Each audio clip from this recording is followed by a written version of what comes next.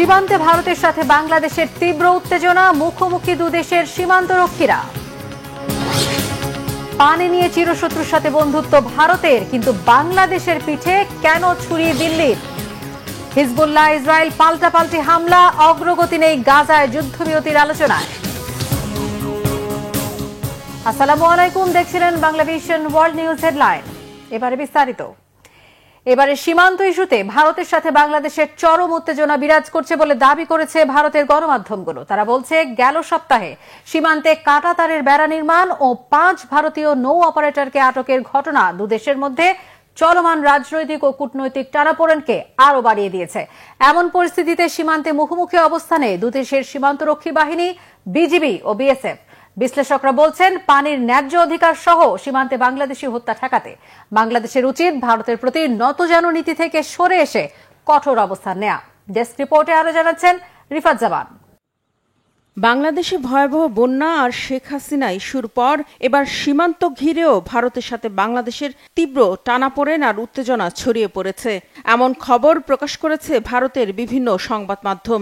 তারা বলছে, গেল সপ্তাহের দুটি ঘটনায় এখন রীতিমতো মুখোমুখি অবস্থানে দুই দেশের সীমান্তরক্ষী বাহিনী, বর্ডার গার্ড বাংলাদেশ বিজিবি ও ভারতীয় সীমান্তরক্ষী বাহিনী বিএসএফ, যা ভারত বাংলাদেশের মাঝে চলমান রাজনৈতিক ও কূটনৈতিক টানাপোড়েনকে আরও কয়েক গুণ বাড়িয়ে দিয়েছে।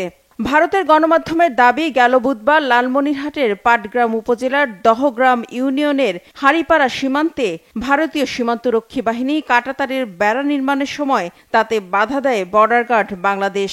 ভারতের দাবি, গবাদি পশু আটকানোর জন্য বেড়া দিচ্ছিল তারা। তবে বাংলাদেশ সীমান্তরক্ষী বাহিনী জানিয়েছে, আন্তর্জাতিক সীমান্ত আইন অনুযায়ী শূন্য রেখা থেকে 150 গজের মধ্যে কোনো স্থাপনা নির্মাণ করা যাবে না। আর বিএসএফ এর তত্ত্বাবধানে শূন্য রেখাতেই কাঁটাতারের বেড়া নির্মাণের প্রস্তুতি নিচ্ছিল দেশটির শ্রমিকরা। বিষয়টি নজরে এলে বাংলাদেশের বিজিপি বাধা দেয়, তাতে কাজ বন্ধ রাখতে বাধ্য হয় ভারতীয় বাহিনী। পরে ভারতীয় বাহিনীর সদস্যরা ভারী অস্ত্র নিয়ে সীমান্তে অবস্থান নেয়, একই সাথে সীমান্তে বিপুল পরিমাণের কাঁটাতারের বেড়া ও নির্মাণ সামগ্রী এনে রাখে। এর জেরে সেখানে অতিরিক্ত সদস্য মোতায়েন করে সতর্ক নজরদারি বাড়িয়েছে বাংলাদেশ সীমান্তরক্ষী বাহিনী। এর আগে 5 ভারতীয় নৌ অপারেটর বাংলাদেশের জলসীমায় ঢুকে গেলে তাদের আটক করে বাংলাদেশের সীমান্তরক্ষীরা। তবে যথারীতি ভারতের দাবি, গঙ্গা নদীতে প্রবল স্রোতের কারণেই নাকি নৌকাগুলো অসাবধানতাবশত বাংলাদেশের ভূখণ্ডে প্রবেশ করেছিল। বাংলাদেশ ও ভারতের মধ্যে প্রায় 4156 কিলোমিটার দীর্ঘ আন্তর্জাতিক স্থল সীমান্ত রয়েছে, যে সীমান্তে ভারতীয় বাহিনীর গুলিতে মৃত্যু হয়েছে অনেক বাংলাদেশির, যার কোনো বিচারই কখনো বাংলাদেশ পায়নি। 2011 সালে কুড়িগ্রাম সীমান্তে কাঁটাতারে বেড়ায় ঝুলে থাকা কিশোরী ফেলানীর লাশের ছবি আলোড়ন তুলেছিল দেশ বিদেশে। ভারতের সীমান্তরক্ষী বাহিনী বিএসএফ গুলি করে 15 বছর বয়সী ফেলানীকে হত্যা করে লাশ ঝুলিয়ে রেখেছিল কাঁটাতারের উপর। শুধু ফেলানী নয়, আন্তর্জাতিক সংস্থাগুলো বলছে 2014 থেকে 23 পর্যন্ত গত 9 বছরে সীমান্তে বিএসএফ এর হাতে 245 বাংলাদেশি হত্যার ঘটনা ঘটলেও একটি হত্যাকাণ্ডেরও বিচার হয়নি। এসব ব্যাপারে বরাবরই নিশ্চুপ ছিল শেখ হাসিনা সরকার, আর এই বিচারহীনতাই সীমান্ত হত্যাকে উস্কে দিয়েছে বলে মনে করছেন বিশ্লেষকরা। মূলত বাংলাদেশের সাবেক প্রধানমন্ত্রী শেখ হাসিনা গেল 5 আগস্ট গণ আন্দোলনের মুখে বাংলাদেশ ছেড়ে ভারতে আশ্রয় নেওয়ার পর থেকেই দুদেশের সম্পর্কের চরম অবনতি ঘটে। শেখ হাসিনার ভারতপ্রীতি মনোভাবের কারণে বাংলাদেশের জনগণের মনে তীব্র ভারত বিদ্বেষ জন্ম নিয়েছে এবং তার বহিঃপ্রকাশ ঘটে যাচ্ছে বলে মনে করছেন বিশ্লেষকরা। তারা বলছেন, আর মাথা নত নয়, জবাব দিতে হবে সব অন্যায়ের। আর ভারতের প্রতি বাংলাদেশের এমন মনোভাবের কারণেই সীমান্তে মোদী সরকারের বাহিনী কড়া অবস্থান নিয়েছে। সেক্ষেত্রে বাংলাদেশেরও কঠোর অবস্থান নেওয়া দরকার বলে মনে করছেন বিশ্লেষকরা। রিফাত জামান, বাংলাভিশন নিউজ ডেস্ক। ভারত ও পাকিস্তানের মধ্যে দিয়ে বয়ে গেছে বিখ্যাত সিন্ধু সহ 6টি আন্তর্জাতিক নদী। নানা সময়ে পানি নিয়ে সংকটের কারণে 1960 সাল থেকে যৌথ নদীর পানি বন্টনে দুই দেশের মধ্যে কার্যকর আছে সিন্ধু জল চুক্তি। চরম শত্রুতা থাকলেও কখনো এই চুক্তি ভাঙেনি কোনো পক্ষ। দিল্লির কাছ থেকে করাচি পাচ্ছে ন্যায্য পানির হিস্সা, তাহলে বাংলাদেশের সাথে পানি বন্টন নিয়ে কেন এত গড়িমসি ভারতের? এখনো কেন আন্তর্জাতিক মহলের কাছে যাচ্ছে না ঢাকা? সবসময় দিল্লির দয়ার দিকেই তাকিয়ে থাকতে হবে আমাদের? হাফিজুল ইসলামের ডেস্ক রিপোর্টে বিস্তারিত। ভারত থেকে নেমে আসা ভয়াবহ বানের তোড়ে আশ্রয়হীন লাখ লাখ মানুষ, মানবিক বিপর্যয়ের মুখে সীমান্তবর্তী বিস্তীর্ণ এলাকা। প্রবল বর্ষণ বন্যার অন্যতম কারণ হলেও ভারতের খামখেয়ালির ফলে ত্রিপুরা সহ ধুঁকছে গোটা দেশ। বাংলাদেশ ভারত পানি বন্টনে আন্তর্জাতিক নিয়ম নীতিকে কখনোই পাত্তা দেয়নি দিল্লি, কিন্তু সেই পানির জন্যই আরেক প্রতিবেশী রাষ্ট্রের কাছে মাথা নত করে আছে ভারত। চিরশত্রু পাকিস্তানের সাথে দেশটি ভাগাভাগি করছে অভিন্ন কিছু নদীর পানি। অবিশ্বাস্য হলেও জলের রাজনীতি দিল্লিকে বানিয়েছে ইসলামাবাদের বন্ধু।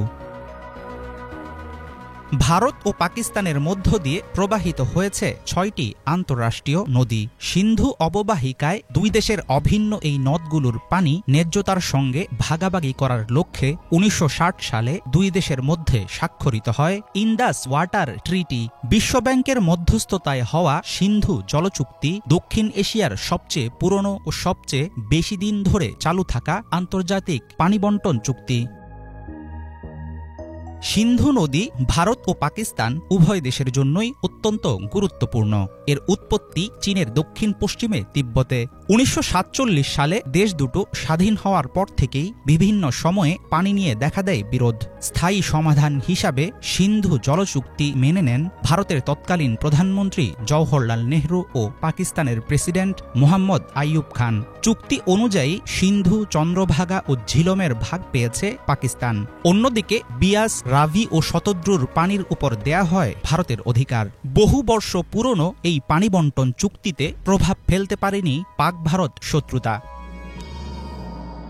বাংলাদেশ এবং ভারতের মধ্যকার অভিন্ন 54টি নদীর পানি বন্টন নিয়ে অনেক দিন থেকেই চলছে ঠেলাঠেলির রাজনীতি। 1972 সালের মার্চে ভারত ও বাংলাদেশের মধ্যে সই হয় ভারত বাংলাদেশ মৈত্রী, সহযোগিতা এবং শান্তি চুক্তি। এই চুক্তি অনুসারে গঠিত হয় যৌথ নদী রক্ষা কমিশন। বাংলাদেশের স্বাধীনতার এত বছর পরেও আন্তর্দেশীয় নদীগুলোর পানির সুষম বন্টনে কোনো উল্লেখযোগ্য ভূমিকা রাখতে পারেনি এই কমিশন। কাজে আসেনি ভারতের প্রধানমন্ত্রী নরেন্দ্র মোদীর সাথে সাবেক প্রধানমন্ত্রী শেখ হাসিনার 1.5 দশকের ঘনিষ্ঠতাও। সিন্ধু চুক্তি নিয়ে কোনো বিরোধ কিংবা বিতর্ক তৈরি হলে সেটা নিষ্পত্তির জন্য আছে পার্মানেন্ট ইন্দাস কমিশন। 2016 সালে সিন্ধু অববাহিকা থেকে সর্বাধিক পরিমাণ পানি সরানোর ইঙ্গিত দিয়েছিল ভারত। এরপর 2023 সালে সিন্ধু জলচুক্তির শর্তে বড়সড় পরিবর্তন দাবি করে নয়াদিল্লি। অযৌক্তিক মনে হওয়ায় দাবি মানতে রাজি হয়নি পাকিস্তান। সমস্যার সমাধানে আন্তর্জাতিক সালিসি আদালতে মামলা করলেও শুনানি বয়কট করে ভারত। বর্তমানে বিভিন্ন পক্ষের হস্তক্ষেপে চলছে সংকট সমাধানের চেষ্টা। সকল ক্ষেত্রে পাল্লা দিয়ে শত্রুতা করলেও অভিন্ন নদীর পানি বন্টনের চুক্তি ভাঙেনি ভারত ও পাকিস্তান। তৃতীয় পক্ষ হিসাবে বিশ্বব্যাংকের চাপে রীতিমতো ভদ্র বাচ্চা হয়ে আছে দিল্লি। কিন্তু শক্তিশালী থার্ড পার্টির অভাবে প্রতিবেশী রাষ্ট্রটির কাছ থেকে বাংলাদেশ আদায় করতে পারছে না পানির ন্যায্য অংশ। বিশেষজ্ঞরা মনে করেন দ্বিপাক্ষিক সমঝোতা না হলে আন্তর্জাতিক মহলের মাধ্যমে বাংলাদেশকে বুঝে নিতে হবে নিজেদের অধিকার। হাফিজুল ইসলাম, বাংলা ভিশন। ভয়াবহ বন্যায় ডুবে থাকা ভারতের ত্রিপুরায় আবারও ভারী বৃষ্টিপাতের পূর্বাভাস দেওয়া হয়েছে। রাজ্যটিতে চলতি বন্যায় এরই মধ্যে 24 জনের মৃত্যু হয়েছে, ক্ষতিগ্রস্ত 17 লাখ মানুষ। ভারতের জাতীয় আবহাওয়া বিভাগ জানিয়েছে ত্রিপুরার দক্ষিণ, উত্তর, উনাকোটি ও ধালাই বিভাগে ভারী বৃষ্টিপাতের শঙ্কা রয়েছে। এছাড়া সব বিভাগে হতে পারে ঝড় সহ বজ্রপাত। এমন অবস্থায় ত্রিপুরায় পানি আরও বাড়ার আশঙ্কা রয়েছে, হতে পারে বন্যা পরিস্থিতির অবনতি। গোমতী, দক্ষিণ ত্রিপুরা, উনকোটি ও পশ্চিম ত্রিপুরার মতো জেলাগুলো বন্যায় মারাত্মক ক্ষতিগ্রস্ত হয়েছে। ধলাই, খোয়াই সহ ওইসব জেলায় নদ নদীর পানি বিপদসীমার উপর দিয়ে প্রবাহিত হচ্ছে। এদিকে ত্রিপুরা সরকারের তথ্য অনুযায়ী বন্যায় ক্ষতিগ্রস্ত মানুষের সংখ্যা 17 লাখ ছাড়িয়েছে। রাজ্য জুড়ে সরকারিভাবে খোলা হয়েছে 450টি ত্রাণ শিবির। বন্যা কবলিত এলাকায় সহায়তার জন্য জোরদার চেষ্টা চালিয়ে যাচ্ছে বিমান বাহিনীর সদস্যরা। ভারী বৃষ্টিপাতের কারণে দুর্ভোগে পড়েছে চীনের জিয়ানচাং এবং এর আশেপাশের অঞ্চলের বাসিন্দারা। বন্যার কারণে প্রদেশটিতে যানবাহন, যোগাযোগ এবং বিদ্যুৎ সরবরাহ ব্যাহত হয়ে পড়েছে। ইফাত জাহানের ডেস্ক রিপোর্ট। ভারী বৃষ্টিপাতের কারণে দুর্ভোগে পড়েছে চীনের জিয়ানচাং এবং এর আশেপাশের অঞ্চলের মানুষ। অঞ্চলটিতে এবার বৃষ্টিপাতের পরিমাণ আগের সব রেকর্ড ছাড়িয়ে গেছে। সোমবার ভারী বৃষ্টির কারণে জিয়াংচাংয়ে যানবাহন, যোগাযোগ এবং বিদ্যুৎ সরবরাহ ব্যাহত হয়। এ সময় বিপদগ্রস্ত বনাঞ্চল থেকে দমকল বাহিনী, পুলিশ এবং জরুরি প্রতিক্রিয়া দলের যৌথ প্রচেষ্টায় আটকে পড়া প্রায় ৭,০০০-এরও বেশি মানুষকে উদ্ধার করা হয়। ওদিকে চীনের ইয়াংশু দি জিয়া গ্রামও মারাত্মকভাবে ক্ষতিগ্রস্ত হয়। পানি দ্রুত বাড়ার কারণে গ্রামবাসীকে উঁচু জায়গায় স্থানান্তরিত করা হয়। প্রায় ৫২ গ্রামবাসীকে সরিয়ে নেয় উদ্ধারকারীরা। তবে গ্রামের বাসিন্দারা পানি এবং খাবারের অভাবের মুখোমুখি হয়। কিছু কিছু জায়গায় পানি খানিকটা কমার পর রাস্তা পরিষ্কার, কাদা অপসারণ এবং ক্ষতিগ্রস্ত মানুষের হাতে জরুরি সামগ্রী সরবরাহ করে পুনরায় বাসিন্দাদের স্বাভাবিক জীবনে ফেরাতে কাজ করছে কর্তৃপক্ষ। জিয়াংচাং এবং সুইজং শহরকে সংযোগকারী ৩০৬টি মহাসড়কে রাস্তা মেরামতের কাজ চলছে। ভূমিধসের পর উদ্ধারকারী যান চলাচলের সুবিধার্থে অস্থায়ী রাস্তা নির্মাণেরও কাজ চলছে। জিয়াংচাংয়ের লেইজিয়াদিয়ানের বাসিন্দারাও ভারী বর্ষণের কারণে ব্যাপকভাবে ক্ষতিগ্রস্ত হয়। এ সময় একাধিক রাস্তা বন্ধ হয়ে যাওয়ায় গ্রামে উদ্ধার অভিযান বাধাগ্রস্ত হয়। ওদিকে ভারী বর্ষণের কারণে চীনের হলুদাও শহরের ক্ষতিগ্রস্ত প্রধান সড়কগুলো মেরামতের পর আংশিকভাবে খুলে দেওয়া হয়েছে। ইফাত জাহান, বাংলাভিশন। এক রাতের মধ্যে গাজায় ৩৭ ফিলিস্তিনিকে হত্যা করেছে ইসরায়েলি সেনারা। নিহতদের বেশিরভাগ খান ইউনিসের বাসিন্দা। এদিকে দক্ষিণ লেবাননে বিমান হামলা চালিয়ে ৮ জনকে হত্যা করেছে ইসরায়েল। ওই হামলার পাল্টা জবাবে উত্তর ইসরায়েলের রকেট নিক্ষেপ করেছে হিজবুল্লাহ গোষ্ঠী। এই ঘটনায় দেশ দুটির মধ্যে আবারও যুদ্ধের দামামা বাজছে। বিস্তারিত শহীদ আরাফাতের ডেস্ক রিপোর্টে। কোনোভাবেই থামছে না ইসরায়েলি আগ্রাসন। ফিলিস্তিনিদের গাজার পাশাপাশি লেবাননে একের পর এক হামলা অব্যাহত রেখেছে দখলদাররা। গাজার খান ইউনিস, জাবালিয়া শরণার্থী শিবির সহ উত্তর গাজার বিভিন্ন এলাকা এখন ইসরায়েলের প্রধান লক্ষ্যবস্তু। শুক্রবার রাত থেকে শনিবার সকালের মধ্যে গাজায় হামলা চালিয়ে অন্তত ৩৭ ফিলিস্তিনিকে হত্যা করে নেতানিয়াহু বাহিনী। একদিকে হামলা, অন্যদিকে গাজা দখলে মরিয়া তারা। উত্তর গাজা থেকে সরে যাওয়ার নির্দেশ দিয়ে হত্যা করা হচ্ছে নিরীহ ফিলিস্তিনিদের। জাবালিয়ার বাসিন্দাদের দাবি, শহরটি ত্যাগ করতে নির্দিষ্ট সময় না দিয়ে হামলা চালাচ্ছে ইসরায়েলি বাহিনী। ইসরায়েলের নির্দেশনা মেনে আমরা বাড়ি থেকে বেরিয়ে পড়ি, কিন্তু বাড়ি ছাড়ার পরপর আমাদের উপর হামলা হয়। গোলায় আমার বোন শহীদ হয়েছে, তার স্বামীও ইসরায়েলের বোমায় প্রাণ হারিয়েছে। আমার বোনের পরিবর্তে আমার মৃত্যু হলেই ভালো হতো। গাজায় এই ভয়াবহ পরিস্থিতির মধ্যে কোনোভাবেই যুদ্ধবিরতি চুক্তি বাস্তবায়িত হচ্ছে না। মার্কিন যুক্তরাষ্ট্র বলছে মিশরের কায়রোতে যুদ্ধবিরতি আলোচনা গঠনমূলক হয়েছে। এখন এটি বাস্তবায়নে সব পক্ষকে এগিয়ে আসতে হবে। রবিবার যুক্তরাষ্ট্রের প্রতিনিধিরা যুদ্ধবিরতি ইস্যুতে আবারও মধ্যস্থকারীদের সাথে বসতে যাচ্ছে। এদিকে লেবানন এবং ইসরায়েলের মধ্যে পাল্টাপাল্টি হামলা চলছে। হিজবুল্লাহ শেল লক্ষ্য করে ইসরায়েলি বাহিনী দক্ষিণ লেবাননে বিমান হামলা চালিয়ে এক শিশুসহ অন্তত ৮ জনকে হত্যা করেছে। পাল্টা জবাবে শুক্রবার রাতে উত্তর ইসরায়েলে রকেট হামলা চালায় হিজবুল্লাহ গোষ্ঠী।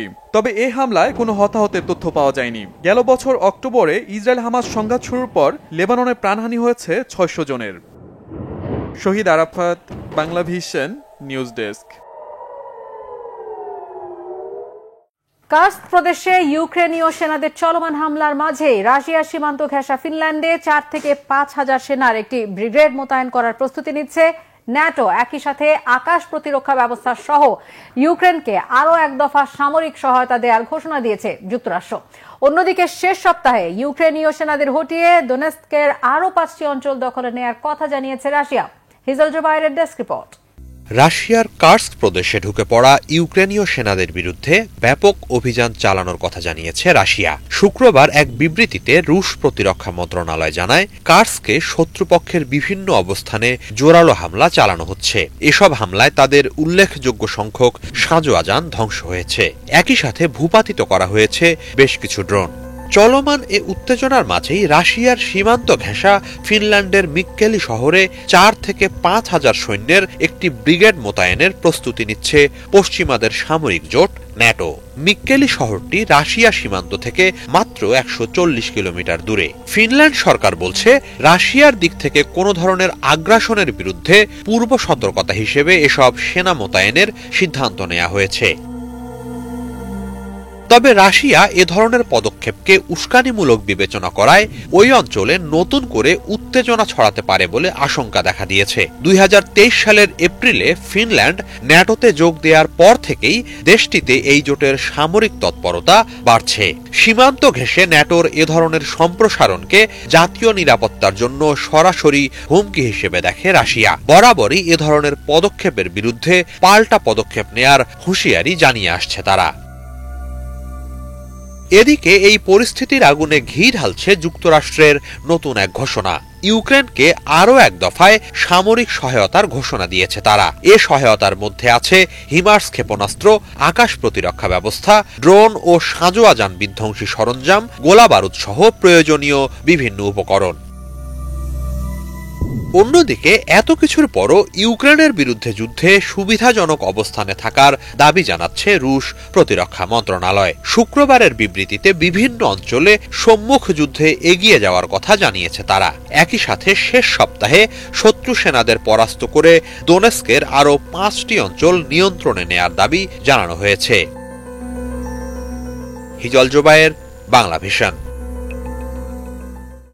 23 বছর পর গত বুধবার পূর্ণ মন্ত্রিসভা অনুমোদন করেছে ইরানের পার্লামেন্ট। নতুন মন্ত্রিসভায় জায়গা পেয়েছে সংস্কারপন্থী 19 জন মন্ত্রী।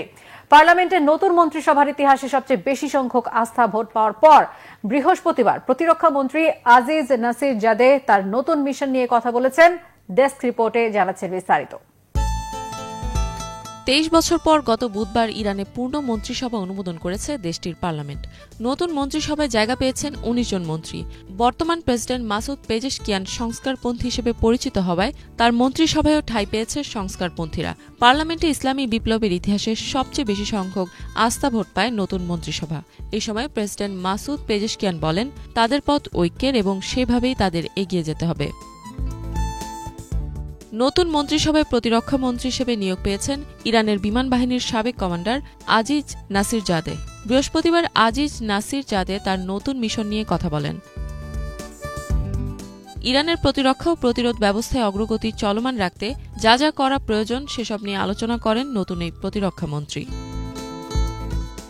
বৃহস্পতিবার জাতীয় প্রতিরক্ষা সক্ষমতা বাড়ানোর প্রয়োজনীয়তার উপর জোর দিয়ে আজিজ নাসির জাদে বলেন, চলমান বাধা বিপত্তি হটাতে তারা প্রযুক্তিগত উন্নয়নে কাজ করবেন। নাসির জাদে এ সময় ইরানের প্রতিরক্ষা ব্যবস্থার তাৎপর্য তুলে ধরেন। তিনি বলেন, ইরানের প্রতিরক্ষা টিমের আত্মবিশ্বাস ও আত্মনির্ভরশীলতা রয়েছে। গত কয়েক বছরে ইরানের সামরিক বিশেষজ্ঞ এবং প্রকৌশলীরা বিস্তৃত পরিসরে দেশীয় অস্ত্র তৈরিতে উল্লেখযোগ্য সাফল্য অর্জন করেছে, যা ইরানের সশস্ত্র বাহিনীকে স্বয়ংসম্পূর্ণ করতে ব্যাপক ভূমিকা রেখেছে।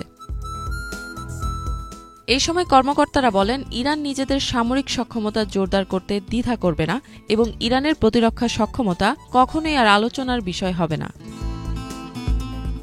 এর আগে পার্লামেন্টে বেশ কয়েকদিন বিতর্ক চলার পর শপথ নেয়ার ঠিক 12 দিন পরে নতুন মন্ত্রিসভার নাম প্রস্তাব করেছিলেন ইরানের নবম প্রেসিডেন্ট মাসুদ পেজেশকিয়ান। ইফাত জাহান, বাংলা ভিশন। এই ছিল আজকের মতো। সাথে থাকায় ধন্যবাদ সবাইকে।